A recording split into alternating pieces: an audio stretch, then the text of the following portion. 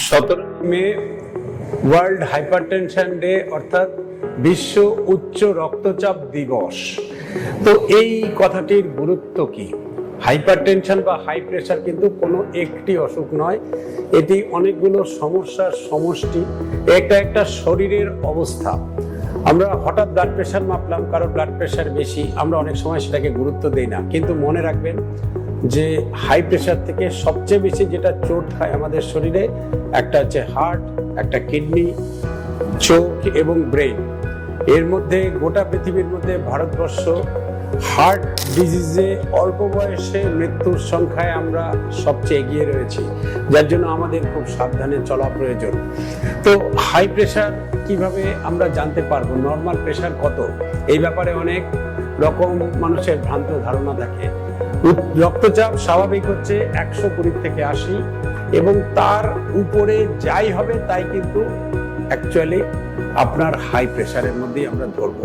সুতরাং প্রেশার যদি আপনার একটু কম থাকে, এটা নিয়ে বেশি ভাবার দরকার নেই। অনেকেরই ধারণা থাকে যে ডাক্তারবাবু ওষুধ দিলেন, প্রেশার একটু কমে গেল, ভয়ের চোটে আপনারা ওষুধ বন্ধ করে দেন, কিন্তু এটা ঠিক না। হাই প্রেশারকে আপনাদের গুরুত্ব দিতে হবে, লো প্রেশারকে অতটা গুরুত্ব না দিলেও চলবে।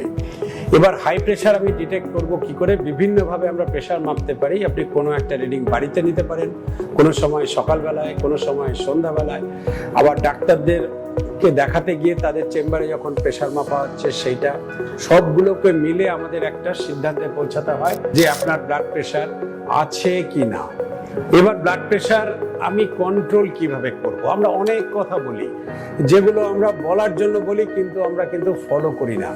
কিন্তু এইখানেই হচ্ছে সুস্থ থাকার মূল চাবিকাঠি। আপনাদের করণীয় কি? 1 নম্বর হচ্ছে ওষুধ নিয়মিত আপনাকে খেতে হবে। একটাই ওষুধ কোনো একদিন চিকিৎসক 2 বছর আগে দিলেন, বা 1 বছর আগে দিলেন, বা 6 মাস আগে দিলেন, সেটা সারা জীবন খেয়ে যাবেন, এটা ভুল কথা। প্রেশার কিন্তু সময়ের সাথে সাথে উঁচু নিচু হয়।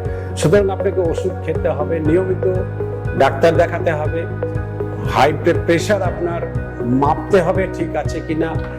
এরপরে আমাদের বডি ওয়েটের একটা বিরাট রোল আছে। আমাদের শরীরের স্বাভাবিক ওজন হচ্ছে বিএমআই বলি আমরা, বডি মাস ইন্ডেক্স হওয়া উচিত 23.5-এর মধ্যে ইন্ডিয়ানদের জন্য।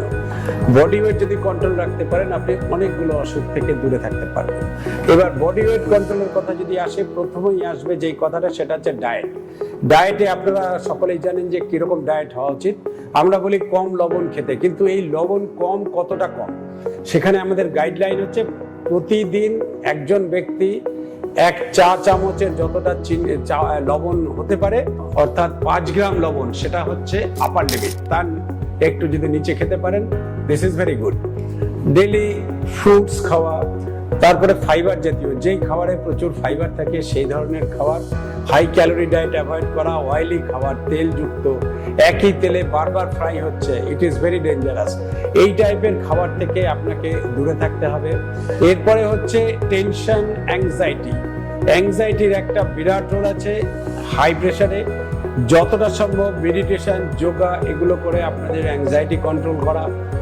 এরপরে হচ্ছে ঘুম, খুব গুরুত্বপূর্ণ জিনিস। আমরা ঘুম নিয়ে অনেকে অনেক কথা বলি, ঘুম নিয়ে কিন্তু সঠিক আলোচনা কোনো সময় হয় না। ঘুমের কয়েকটা জিনিস ইম্পর্টেন্ট। কতক্ষণ আমি ঘুমালাম সেটা দরকার জানা। 7 থেকে 7.5 ঘন্টা ঘুম দরকার একজন প্রাপ্তবয়স্ক মানুষের।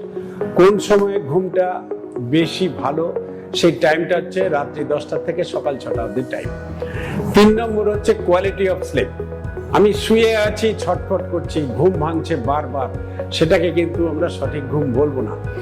এই ঘুম যদি ডিপ ঘুম না হয়, তাহলে কিন্তু এটা প্রপার স্লিপ হলো না। প্রপার স্লিপ যদি না হয়, তাহলে আমাদের শরীরে নানা রকম হরমোন উঁচু মাত্রায় বেড়ে থাকে, যার জন্য আমাদের প্রেশার, হার্টের অসুখ, কিডনির অসুখ, ডায়াবেটিস, কোলেস্টেরল, একাধিক অসুখে কিন্তু আমরা ধীরে ধীরে আক্রান্ত হয়ে পড়ি। আমি নিয়মিত কি চেক করব? আমার যদি হাই প্রেশার থাকে, কিভাবে আমাকে সতর্কভাবে এগোতে হবে, কি কি জিনিসের নজর আমাকে রাখতে হবে? সবার আগে দরকার হার্ট আপনার ঠিক আছে কিনা, ইসিজি আছে, ইকোকার্ডিওগ্রাফি আছে, টিএমটি বলে পরীক্ষা আছে। আমি কোলেস্টেরল পরীক্ষা করে দেখব রক্তে আমার চর্বির মাত্রা কতটা আছে। আমাকে অবশ্যই কিডনির পরীক্ষা করতে হবে। কিডনির পরীক্ষা মানে শুধু ইউরিয়া ক্রিয়েটিনিন নয়, আমরা পেচ্ছাপেও প্রোটিন কতটা যাচ্ছে সেই পরীক্ষা করি। আলট্রাসোনোগ্রাফির দ্বারাও আমার কিডনি দেখে নেওয়া উচিত, কিডনি ঠিক আছে কিনা। আমাদের উচিত চোখ পরীক্ষা করা। চোখ মানে শুধু চোখের পাওয়ার নয়, রেটিনা, চোখের পিছনে একটা পর্দা থাকে যাকে আমরা রেটিনা বলি, সেই রেটিনা ঠিক আছে কিনা সেটা জানা খুব প্রয়োজন।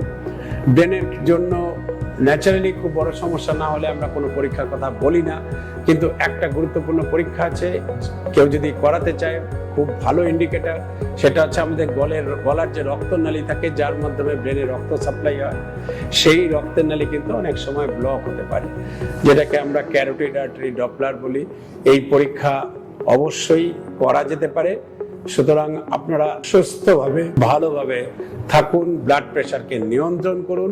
ব্লাড প্রেশারকে যদি নিয়ন্ত্রণে রাখা যায় তাহলে কিন্তু কোনো বিপদ হয় না। সবাইকে নমস্কার, আমি ডাক্তার শান্তনু দাস।